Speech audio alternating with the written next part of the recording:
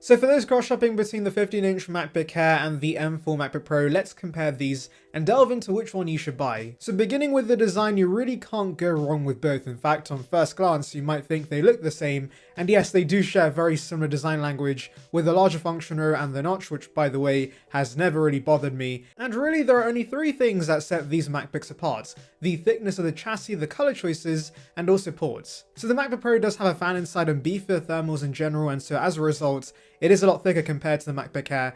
Now, does this make a huge difference? Honestly, no, most should be able to look past the additional bulk, and the same goes for the weight. The Air is lighter than the Pro as one might expect, but I can't tell a huge difference in the hands. The 14-inch is still a very compact and portable machine. And also with the port situation, it definitely is very nice to have the additional Thunderbolt ports, SD card reader and HDMI ports, but I'll be honest, as someone who's using the M1 MacBook Air, even today in 2025, I can make do with two USB-C ports, especially since the Air and Pro feature MagSafe. You can charge and also have two ports that are free for peripherals. I do wish they were on either side of the machine though, which is of course the case with the 14-inch. Finally, if you want some fun in your life, the MacBook Air definitely offers the less boring shades. The Pro does have a snazzy space black option, but the Air does offer midnight starlight and a new fancy sky blue.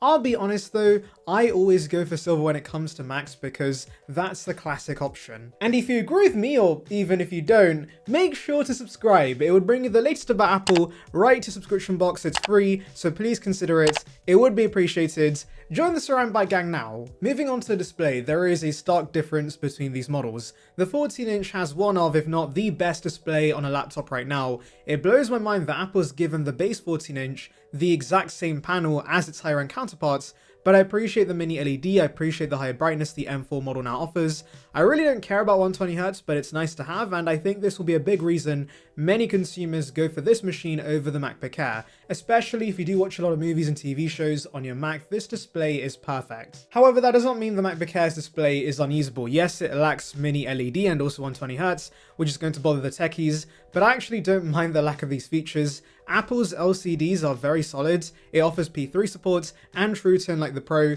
and 500 nits of brightness is still perfectly fine, and while essentially this is the same panel Apple's been using for years on MacBooks. In fact, my MacBook Air M1 has a very similar panel, and so yes, I'm very sure most are going to be fine with the display on this. I guess the best thing to do is try these Macs out in person, and if you can appreciate the better display on the MacBook Pro, then you can justify the additional cost for it. But yeah, I don't think the MacBook Air's display is a huge con. By the way, the Pro does have an option to get a nano texture finish, which can reduce reflections. It is a bit of a pricey upgrade though. The MacBook Air's display is also slightly larger at 15 inches, and surprisingly it does make a bit of a difference when multitasking on the machine. Moving on to performance, we have the same exact M4 chips on both these machines, but if you're wondering if the fan in the Pro makes a difference, that's not really the case. Obviously, I can't speak for everyone, I'm only basing this on my workflow with these machines, which is 4K video editing every single day, alongside the usual mix of emailing, writing up documents and scripts, and also watching YouTube and movies. But for my kind of usage, I really have not noticed a big difference.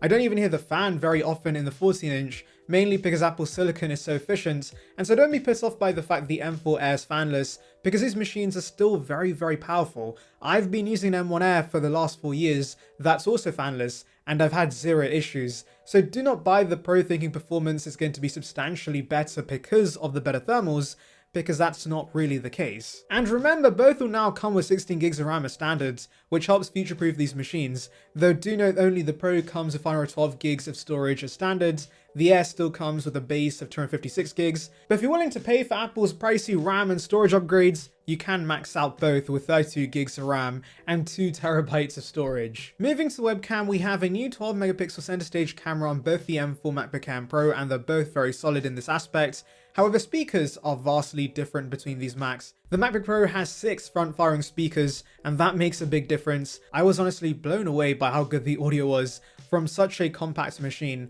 Now again, I do want to emphasize that most will still be happy with the MacBook Air speakers, but the Pro is substantially better, and I probably value this more than the mini LED panel. Mics are also a little better on the Pro.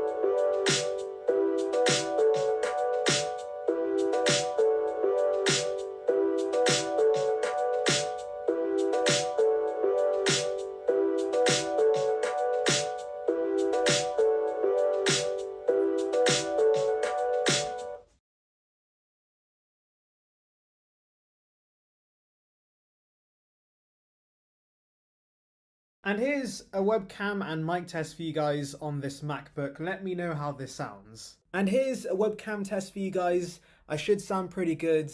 The visuals should be decent enough. So yeah, let me know how this is. Both share excellent keyboards, the trackpads are also perfect, it's nice and large, and Touch ID has been reliable on both these Macs. Connectivity wise, both have Bluetooth 5.3 and Wi-Fi 6E support, and generally I've had zero issues in this aspect. Now let's move on to the final big difference between these machines, which is the endurance. Apple's site claims the MacBook Pro gets you 24 hours of endurance compared to 18 hours on the Air, though do note, this is Apple TV playback numbers, and in my test when editing videos for 2 hours, I noticed the Pro lost 9% of charge compared to 13% of charge on the MacBook Air. So ultimately both are still great battery wise and will definitely blow away every Windows machine on the market. But yes, the Pro is better in this aspect. You do, by the way, get a higher wattage power adapter as standard with the Pro, so that's something to make note of. So those are all the specs compared, but it all comes down to pricing at the end of the day, and that's where the MacBook Air has a massive advantage. The 14-inch MacBook Pro starts at $1599, but the M4 MacBook Air, to everyone's surprise, got a $100 price cut and now starts at $1199, which widens the price difference between these Macs. And as much as I do like the speakers and display on the MacBook Pro, it's hard to justify the additional $400 for that machine when the core experience is so similar between these. And yes, I'm aware the M4 Pro can be found for less by third parties since it had released a few months prior to the Air, but I'm already seeing discounts on the Air itself, and it's going to continue getting cheaper. I'll leave links below, and yes, ultimately because of the price cut, it feels like 90% of consumers should go for the Air over the Pro, unless you absolutely need the better mini LED panel. Anyway, let me know your thoughts in the comments, make sure to like and subscribe for more content like this, and thank you for watching.